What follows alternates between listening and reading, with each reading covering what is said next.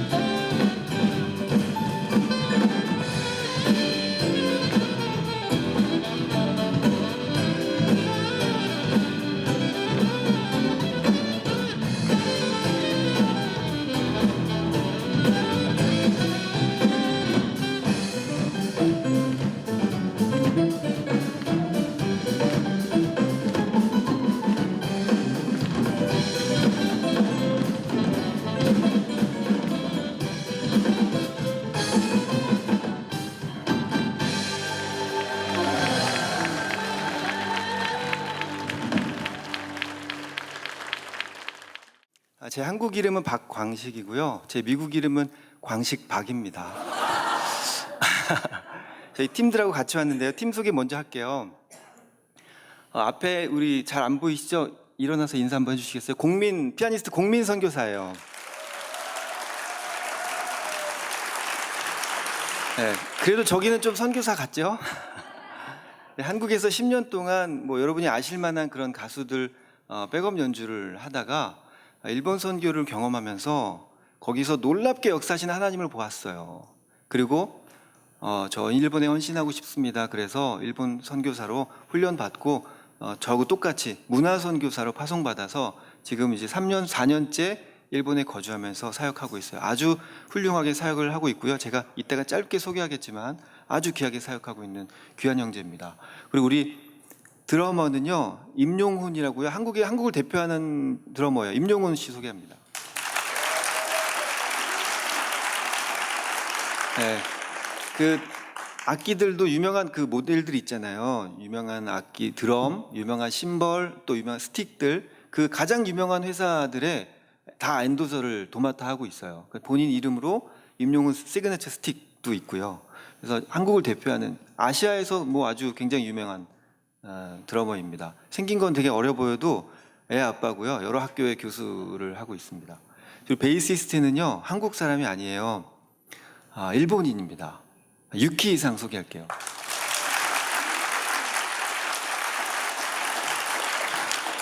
지금 이제 그 아티스트 비자로 해서 지금 LA에 거주하고 있어요. 그래서 지금 사실 세계적인 음악가들이 많이 LA 살고 있잖아요. 네, 그들하고 정말 그 세계적인 탑 연주자들하고 함께 어깨를 나란히 하면서 같이 활동하고 있는 뮤지션인데, 저희 팀이 이번에 사실 그 미국에 들어오게 된 이유 중에 하나가 이 또감사 교회를 섬기는 것이고, 또 하나는 더 브릿지라고 해서 한국과 일본을 다리 놓고 또 쓰나미 피해자들, 지진 피해자들과 그렇지 않은 사람들을 연결해 주어서 그들이 아직 외롭지 않고 그들이 아직 혼자가 아니라는 것들을 알려주고 위로하고자 하는 일들을 하는데, 그 콘서트를 사실 어제 했었어요. 그때 저희 밴드 드러머가 베이시스트가 그 방탄소년단 BTS 베이시스트예요. 키보드 작곡 편곡도 하고 베이시스트인데, 그 친구가 이번에 공연 때문에 못 오게 돼서 어떤 베이시스트랑 같이 할까 하다가 일본인이면 좋겠다. 그래서 이왕이면 그럼 LA에서 활동하고 있는 좋은 베이시스트가 있을까 해서 찾아낸 베이시스트입니다. 저희와 함께 다니면서 계속 기도하고 아멘 하면서 열심히 잘 쫓아다니고 있어요. 아마 우리 국민 선교사가 제자 삼으려고 하고 있습니다. 영적인 귀한 제자가 되어서 나중에 일본 땅에서도 또 많은 뮤지션들을 깨우는 귀한 사역자로 저희가 기도하고 있습니다. 여러분 함께 기도해 주시면 감사할 것 같고요. 한 곡 더 할 텐데, 이번에 들려드릴 찬양은 내 마음 다해라는 찬양이에요. 저희가 연주하면 가사는 안 들리잖아요. 제 첫 번째 앨범에 이 타이틀곡으로 이걸 실었는데 세상 사람들이 이게 찬양인지를 몰라요. 그래서 기독교 음악 CCM 차트가 아니고 재즈 차트에서 1위에 올랐습니다. 실제로 제가 방송에서도 이 곡을 연주했고요. 술집에서도 이 찬양을 들을 수 있습니다. 내 마음 다해 좀 어려운 찬양인데요. 듣는 여러분은 안 어려우세요. 저희만 어렵습니다. 내 마음 다해 찬양하겠습니다.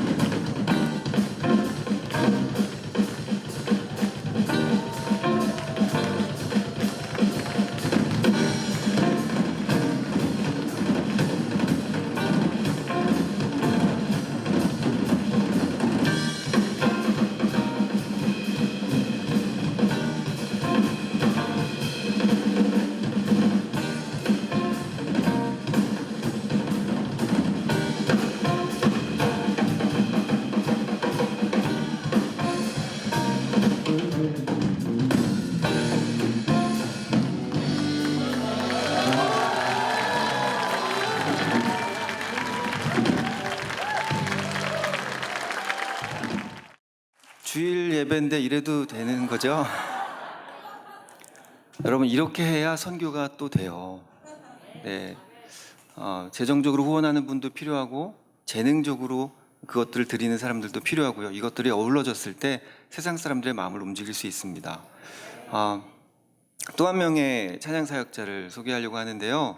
우리 국민 선교사님 사모님이세요. 사실 가장 희생을 많이 하는 분들이 우리 사모님들이시잖아요. 선교사들은 거저 먹는 거고요. 정말 고생은 사모님들이 하시잖아요. 우리 사모님이 옆에서 보필하면서 또 그 딸 둘 양육하면서 또 일본이 본인한테 잘 안 맞으세요. 음식도 일본 음식이 잘 안 맞으시고 그럼에도 불구하고 남편의 사역과 하나님의 일들을 보기 위해서 그 일본 땅에서 그렇게 열심히 사역하고 있습니다. 제가 많은 찬양 사역자들, 많은 가수들이 있지만 우리 시온 선교사님 찬양 들을 때 참 은혜를 많이 받아요. 그 목소리에 그 은혜가 있고 깊이가 있어요. 우리 시온 선교사님 잠깐 모실게요. 네, 안녕하세요. 이시온이라고 합니다. 만나뵙게 돼서 반갑습니다. 저는 뭐 아무것도 아니니까 말은 별로 하지 않을게요. 그냥 저희는 왜 이런 일을 하고 있는지 저희도 알 수 없습니다. 하나님께서 보내셨고 하나님께서 주신 마음이 그렇구나 하는 그 마음만 가지고 살아갑니다. 여러분들 계신 자리에서 오늘 저희를 만나신 기념으로 저희들이 하고 있는 이야기들을 들으시고 함께 기도해 주시는 것으로 마음을 함께 해주셨으면 좋겠습니다. 이 시간 하나님의 마음이 여러분들 마음속에 들려지기를 소원하며 함께 찬양하겠습니다.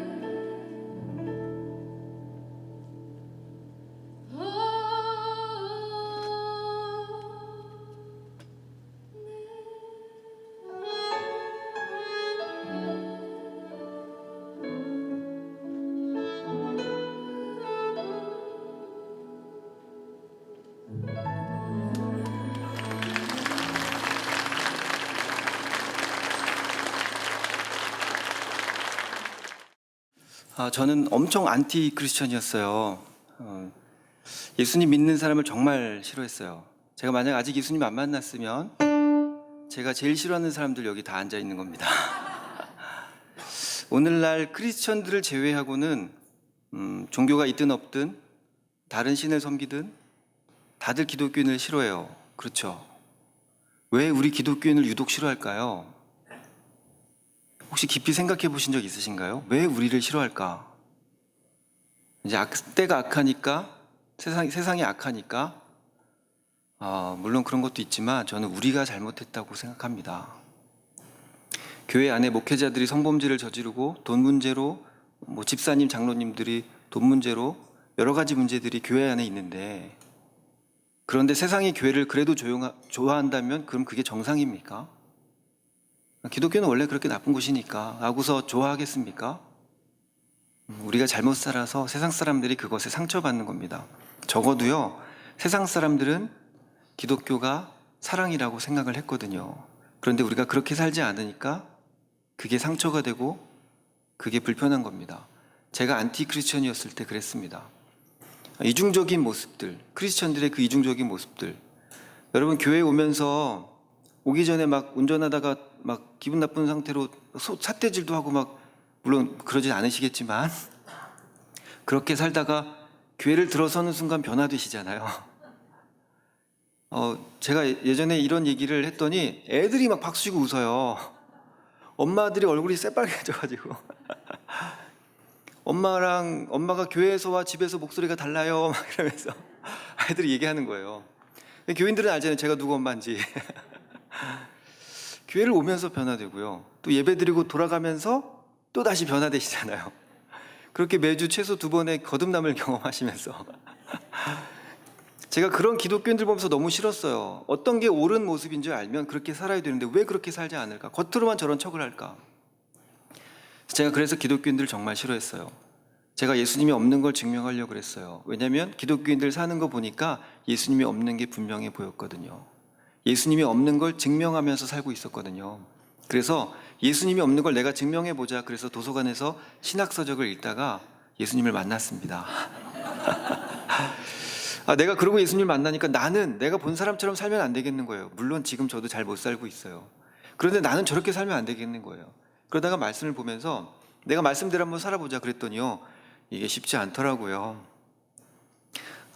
원수를 사랑하래요. 말이 쉽죠. 우리는 아멘 쉽게 하지만 실제로 그게 잘 됩니까? 잘 안 돼요. 오른뺨을 치면 왼뺨을 돌려대라고 그러는데 우리는 오른뺨을 맞으면 양뺨을 때리잖아요. 쫓아가서 때리고 그러잖아요. 오리를 가라 그러면 십리를 가줘야 되고 겉옷 속옷 다 내줘야 되고 내 재산을 팔아서 가난한 자들에게 나눠주라 그러고 값없이 구워주라 그러고 고아와 과부들의 친구가 되라 그러고 왜 그렇게 계속 힘든 얘기만 할까? 그런데요, 그게 나를 건강하게 만든다는 걸 알았어요.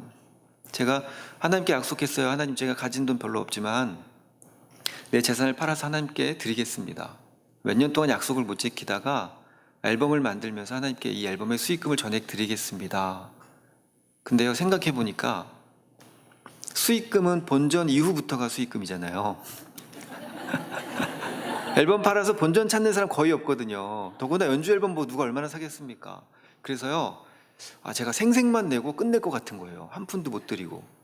제가 싫어하는 그리스도인들이 그런 사람이었잖아요. 나는 그러면 안 되잖아요. 그래서 아내한테 얘기했어요. 우리 본전도 찾지 말고 하나님께 다 드리자. 저도 미쳤지만 저희 아내 같이 미쳐가지고 저희 아내가 좋다는 거예요. 그래서 본전도 찾지 않고 드리기로 했어요. 앨범이 나왔어요. 원치 않게 대박이 났어요. 이럴 줄 알았으면 본전 찾고 드리는 건데. 제 믿음은 그 정도예요. 앨범이 안 팔릴 줄 알고 수익금을 전액 드리겠다고 했던 거고요. 앨범이 잘 팔릴 줄 알았으면 수익금의 일부를 드리겠다 그랬을 거예요. 그런데 하나님께서는 저의 믿음을 보시고 그렇게 사용하셨어요. 앨범의 수익금으로요, 아프리카 우물 파는 단체 팀앤팀이라는 단체를 돕게 됐어요. 지금은 이제 배우 한지혜 씨하고 저하고 거기 홍보대사로 있어요. 그 단체를 도우면서 우물 하나 파는데 10,000불 들거든요. 그 돈으로 3,000명을 살리게 됐대요. 제가 너무 기뻤어요. 아, 사람을 살릴 수 있게 됐구나. 돈 1,000만 원으로 사람 한 명 살리기 쉽지 않은데 3,000명을 살리게 됐다. 제가 그렇게 우물 파준 마을을 몇 년 후에 처음 방문했을 때를 잊지 못합니다. 우리 마을에 우물 파준 사람들이 온대 해서 그 부족 사람들이 모여서 3개의 부족 정도 마을 사람들이 모여서 저를 위해 잔치를 열어줬어요. 제가 도착한 날 한 차를 타고 비포장도를 한 20시간을 갔어요. 너무 힘들었어요. 에어컨 당연히 안 나오고요. 온도는 뭐 47도, 53도 이렇게 올라갔다고 하는데 견딜 수가 없는 그 더위와 에어컨 안 나오는 데서 문을 열고 먼지 맞으면서 이미 지는 진대로 다 빠졌고 차 안에 짐과 사람은 한 대 엉켜 있고 의자들은 다 이렇게 기울어 있어요. 다 쇠가 밑에 녹슬고 기울어져 있고 그 상태에서 허리를 부여잡고 불평하면서 도착했는데 그 많은 부족 사람들이 밤 12시가 넘었는데 전기도 안 들어오는 마을에서 안 자고 저를 기다리고 있었어요. 우리 마을에 물 파준 사람들이 온대. 그리고 제가 도착해서 내릴 때 정말 그 땅이 진동하는 것 같이 사람들이 발을 굴르면서 춤을 추며 노래를 불러줬어요. 잘 보이지 않았는데 자동차 라이트에 비춰서 일부 사람들이 보였어요. 그 감격을 전 지금도 잊을 수 없어요. 뭐 정말 힘들고 불평이 입에서 나왔다가 쏙 들어갔어요. 그리고 사람을 살리는 기쁨이 이런 거구나 알게 됐어요. 아내한테 그랬어요. 우리 앨범 팔린 거 말고 혹시 돈 좀 있냐고. 그랬더니 적금 통장이 4개가 있대요. 그러면 하나는 혹시 모르니까 남겨놓고 3개만 팔자. 그때 아내가 4개를 다 팔았어요. 사람 한번 살려보고 나니까 나를 위해 가지고 있는 것도 아깝다는 거죠. 그리고 결혼 반지까지 뭐 비싼 반지도 아니었어요. 결혼식 때 꼈던 반지부터 뭐 보험까지 최근에 뭐 다시 보험을 가입하긴 했지만 보험도 싹 해약해서 같이 아프리카를 들어가고 매년 한 번씩은 이렇게 들어가기도 했어요. 작년에 이제 대통령 선거 때문에 위험하다 그래서 못 들어가긴 했는데 그 케냐예요. 그렇지만 그렇게 가서 그들 돕고 만약에 내가 못 가면 그들 청년들을 불러다가 한국에서 2달 동안 같이 집회를 다니고 한 40군데씩 한 2달 동안 같이 다니면서 기업 행사 뭐 지자체 행사 이렇게 다니면서 공연도 같이 하고 그러면서 제 인생이 얼마나 풍요로워졌는지 몰라요. 물질적으로는 사실 더 쪼들리게 됐어요.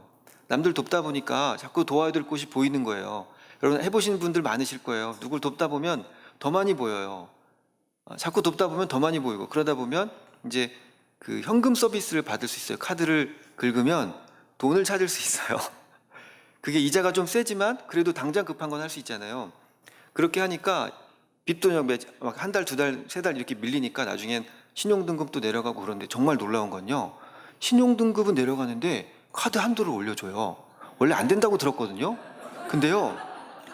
자꾸 밀리면서 비싼 이자를 갚아주니까 은행이 정말 좋아하는 고객이라는 거예요.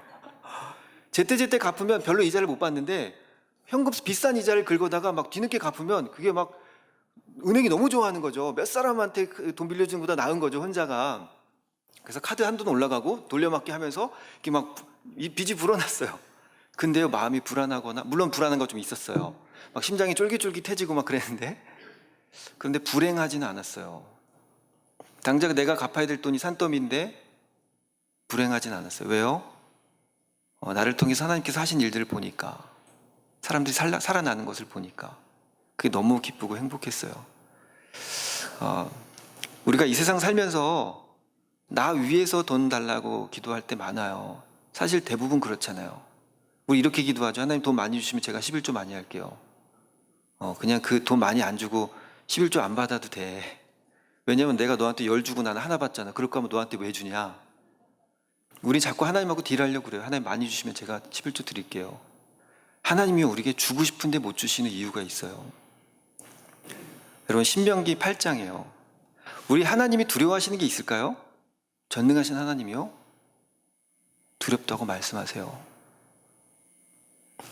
네가 너의 집에 금과 은이 늘어나고 너의 말과 소와 양이 늘어나고 네가 좋은 집에 거하고 잘 먹고 배불리고 잘 먹고 잘 살 때 너희가 나의 은혜를 잃을까 두렵다.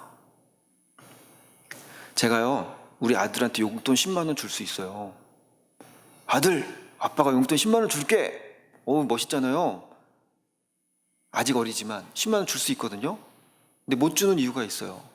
돈이 아까워서 못 줄까요? 아이가 아까워서 못 줘요. 얘가 이 돈의 가치를 모를까 봐.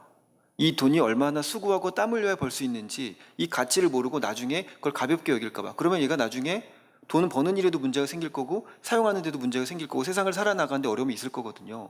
그리고 또 이거 갖고 다니다가 또 잘못될 수 있잖아요. 그 어린 아이가. 아이가 아까워서 못 주는 거예요. 왜냐하면 얘는 아직 받을 준비가 안 돼 있으니까. 하나님께서 나에게 돈을 안 주시는 이유는 내가 받을 준비가 안 돼서 그래요. 내가 이거 받고 넘어지는 것보다 이거 없이 좀 힘들게 사는 게 하나님 보시기엔 좋은 거예요. 제가 이렇게 살면서 물질적인 축복을 받은 분들도 봤고 물질적으로 어려운 분들 있지만 물질적인 축복 받은 사람들이 거의 대부분은 굉장히 불행해요. 나의 유익을 위해 살거든요.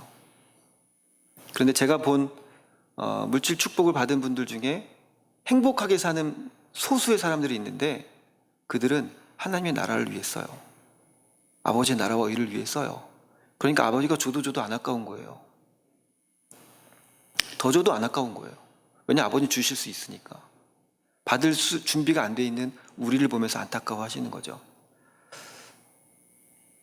저희 아이가 치즈를 굉장히 좋아했어요. 아이 때. 1살 지나서 이렇게 막 걸어 다닐 때. 아이가 치즈를 좋아해요. 저는 치즈 별로 안 좋아해요. 꼬랑내 나가지고요. 별로 안 좋아하는데 저는 관심 없고 저는 안 좋아하는 치즈를 아이가 좋아해서 이 아빠가 아이를 위해 치즈를 냉장고에 사놨어요. 아이가 놀고 있길래 점수 따려고 치즈를 꺼내서 보여줬어요. 치즈다 짠짜잔.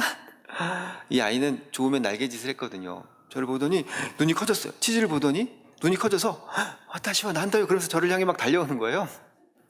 그래서 제가 물론 그런 말은 안 했어요.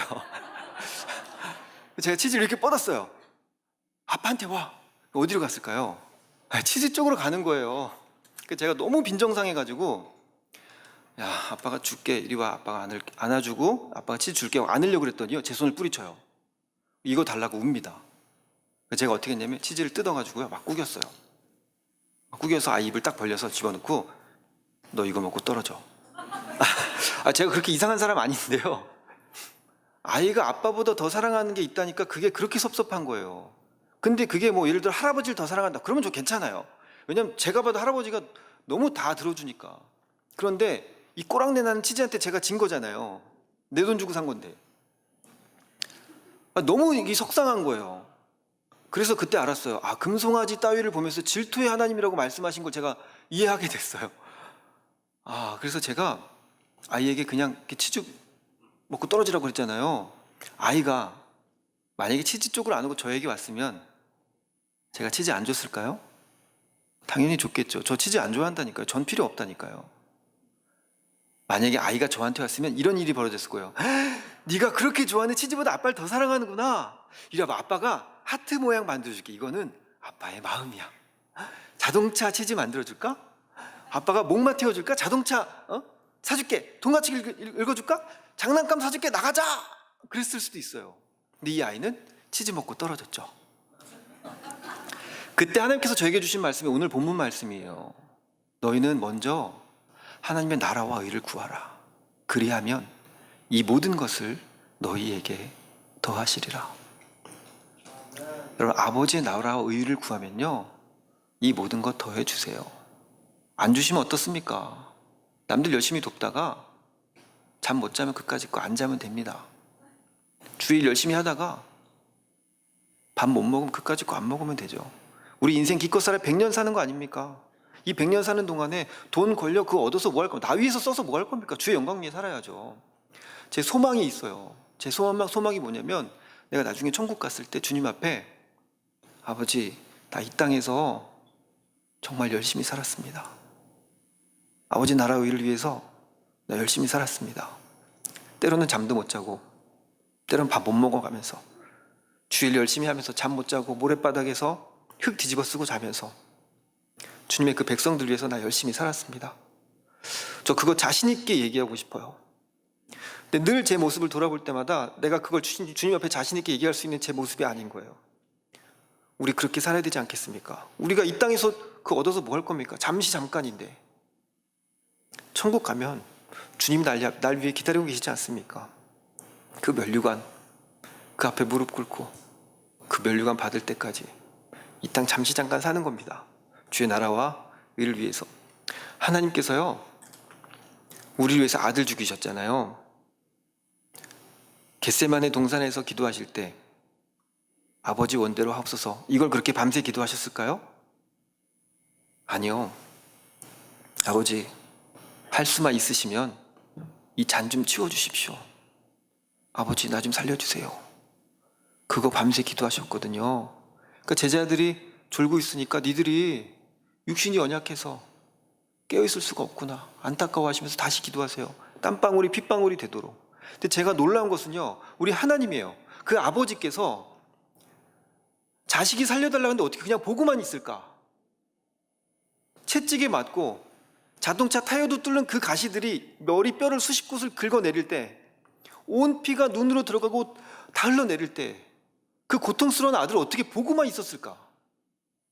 살점이 떨어져 나고, 채찍에 맞으면 살점이 떨어져 나가고, 못에 박힐 때 어떻게 그걸 보고만 계셨을까? 아버지가. 나 내 아이 넘어져가지고 다칠 때도 마음이 아픈데 십자가에서 아버지 왜 날 버리셨습니까? 소리 지를 때 우리 하나님 어떻게 그냥 보고만 계셨을까? 그걸 어떻게 참으셨을까? 우리 하나님이요, 아들을 죽여서까지 하고 싶었던 게 있는데 그게 세상 모든 민족이 주님께 돌아오는 겁니다. 여러분, 선교하셔야 됩니다. 이 교회가 정말 선교 열심히 하는 교회지만 여러분, 마음을 다시 잡고 선교하셔야 됩니다. 아버지의 마음이 거기 있어요. 아버지께서 우리 명령 주셨잖아요. 복음 전하라고, 제자 삼으라고. 예를 들어서요, 내 아이가 둘이 있는데 둘째 동생이 오늘 수능 보는 날이에요. 그럼 형한테 아빠가, 엄마가 이렇게 얘기할 수 있잖아요. 너 동생 오늘 밤새 공부했는데 내일 수능 꼭 봐야 되니까 너 동생 꼭 깨워. 그리고 엄마 아빠가 나가셨어요. 근데 형이 일어나 보니까 동생이 자고 있거든요. 야, 일어나. 너 분명히 내가 깨웠다. 그래서 형이 외면해요. 동생이 시험을 못 봤어요. 그 엄마 아빠가 돌아와서 동생을 탓할까요? 우리가 지금 똑같습니다. 여러분, 복음 전하셔야 됩니다. 복음 전할 때요, 그냥 한번 쓱 전하고 이게 이제 난 했으니까 이 주님의 몫이야, 이러지 마시고요, 열심히 기도하고 그 영혼 사랑하는 마음으로 매달리세요. 그가 주님 만날 수 있도록. 이 땅 살면서 조금만 노력하면 우리 주님의 아픈 마음 우리가 만져드릴 수 있습니다. 이 땅을 살면서 주의 영광 위에 사시는 저와 여러분 되셨으면 좋겠습니다. 내 영혼이 은총 입어 중한 죄짐 벗고 오니 슬픔 많은 이 세상도 천국으로 화하도다. 높은 산이든 거친 들이든 초막이든 궁궐이든 내 주 예수 모신 곳이 그 어디나 하늘나라. 할렐루야 찬양하세. 내 모든 죄 사함 받고 주 예수와 동행하니 그 어디나 하늘나라. 그냥 주님 믿는 거 말고 주님과 동행할 때, 함께 주의 일을 행할 때 이 땅을 살아도 그 어디나 하늘나라인 것을 경험하시는 저와 여러분 되셨으면 좋겠습니다. 마지막으로 이 찬양하고 저희는 물러갈 때 마음속으로 기도하시면 좋겠습니다. 소리내어 기도하지 않아도 됩니다. 지금 여러 사람이 한 공간 안에 있지만 지금 이 순간만큼은 내가 골방에서 주님과 독대하면서, 아버지, 내가 이 짧은 인생 살면서 나의 인생을 주님께 드립니다. 주님과 동행하는 삶을 살겠습니다. 다짐하는 시간 되시면 좋겠습니다. 내 영혼이 은총 입어 찬양하겠습니다.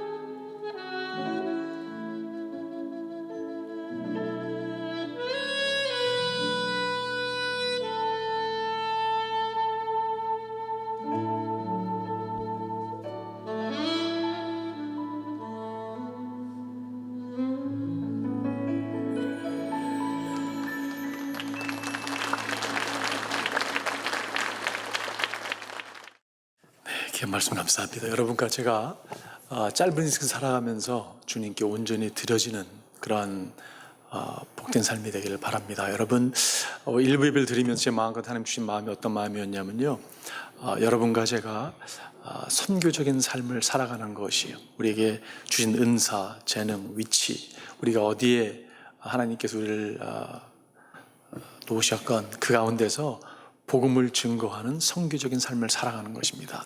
여러분, 이 삶이 가장 복된 삶이에요. 그 부르심을 여러분과 제가 입었습니다. 이 일을 이루는데 온전히 드리는 여러분과 제가 되기를 바랍니다.